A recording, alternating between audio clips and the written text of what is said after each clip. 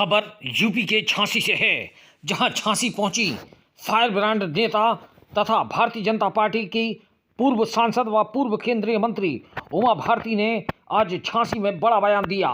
महाकुंभ के लिए जाते समय झांसी पहुंच आई सुश्री उमा भारती ने कहा कि वक्फ बोर्ड की जमीन पर महाकुंभ होने की जो चर्चाएं की जा रही हैं वह चर्चाएं निराधार हैं, और यदि ऐसा है तो यह अच्छी बात है, क्योंकि इससे मुर्दे भी तर जाएंगे। महाकुंभ यदि वक्फ बोर्ड की ज़मीन पर हो रहा है तो फिर पूरे देश में यह होना चाहिए, क्योंकि पूरा देश सनातनी है। उन्होंने विपक्षी दलों द्वारा महाकुंभ को लेकर दिए जा रहे बयानों के आधार पर कहा कि महाकुंभ सभी सनातनियों के लिए है। झांसी से दीप न्यूज के लिए दीपक चंदेल की रिपोर्ट। मैं महाकुंभ का ही स्नान करने के लिए आज झांसी आई हूँ। यहाँ से बुंदेलखंड एक्सप्रेस पकड़ूंगी। मेरे लिए झांसी से रूट आसान हो जाता है, इसलिए यहाँ आई हूँ। प्रश्न जो खड़े हो रहे हैं आप मुझे बताएंगे तो मैं उसका उत्तर दे पाऊँगी। देखिए, समाजवादी पार्टी हुए चंद्रशेखर आजाद रावण हो, वो कह रहे हैं जिन लोगों को पाप किए जिन लोगों ने वो वहाँ महाकुंभ में जाए। महाकुंभ जो है ना, वो अमृत की बेला है।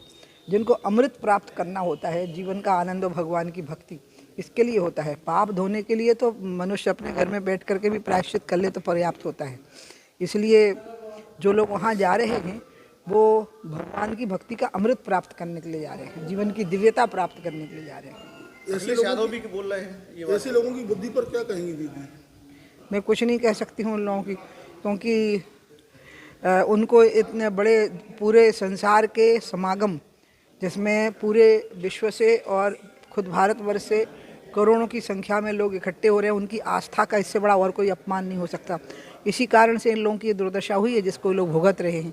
अखिलेश यादव आए दिन ऐसे ही सवाल उठाते रहते हैं अयोध्या पर, राम मंदिर पर। मैं कुछ कह, इन पे क्या कहा जा सकता है इन लोगों को, क्योंकि कार सेवकों पे जिन्होंने गोलियां चलाई हैं, उनकी हत्याएं की हों कार सेवकों की, जिस पार्टी ने, उनके लिए यही कहा जा सकता है कि ऐसे भी लोग होते हैं संसार में। ये नहीं होंगे तो शायद सृष्टि का संतुलन बिगड़ जाएगा। कुंभ में राहुल गांधी को आमंत्रण देंगे? नहीं, ये काम मेरा नहीं, ये तो आप योगी जी से पूछिए कि ना आमंत्रण गए हैं, किस किस को गए हैं कि नहीं भी गए हैं, क्योंकि प्रधानमंत्री, राष्ट्रपति, इनको तो सामान्य प्रक्रिया में आमंत्रण दिया जाता है। बाकियों के लिए क्या होता है, और जो लोग वहाँ करोड़ों जा रहे हैं वो बिना किसी आमंत्रण के, सिर्फ आस्था के कारण जा रहे हैं। आप एक संत भी हैं, और संत के नाते आप क्या कहेंगे कि लोगों को आना चाहिए इसमें महाकुंभ? किस में?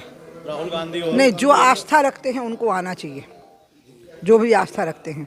और जो कड़कड़ाती ठंड में कई किलोमीटर तक लाइन में लग करके अंत में डुबकी मार के अपनी जान हथेली पर रख करके जो लोग लौटेंगे उतनी भीड़ में, वो इतने बड़े लोग हैं कि उनके सामने राहुल, अखिलेश कोई नहीं टिकते।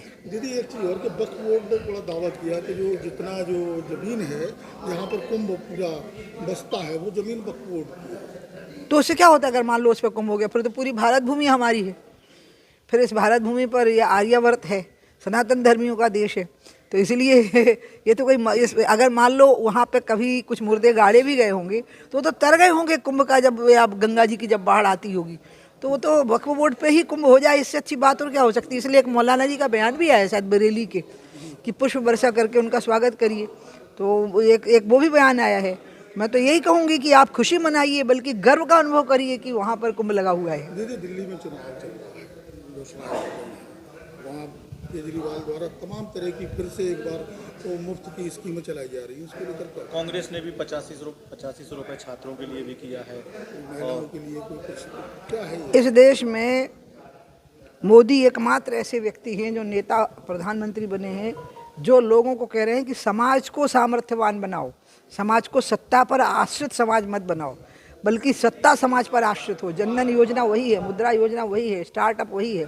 इसलिए मैं तो मोदी जी का अभिनंदन करूंगी कि वो समाज को अपने पर आश्रित नहीं बना रहे हैं, कि बल्कि सरकार को समाज पर आश्रित कर रहे हैं। केजरीवाल जी जो योजनाएं दे रहे हैं उससे सही है। केजरीवाल जी तो अन्ना हजारे के आंदोलन से निकले हैं, और जिस कोख से वो निकले उसी को उन्हें अपमानित कर दिया। जिस आंदोलन की वो किस चीज़ के खिलाफ था और उनकी जीवन शैली कैसी बनी। कभी कहते थे लाल बत्ती नहीं होनी चाहिए, एक कमरे के घर में रहना चाहिए। तो इसलिए अब मैं आपको क्या बताऊं, मतलब अन्ना हजारे के लिए इससे बड़ा दुर्भाग्य और कोई नहीं हो सकता है। Thank you.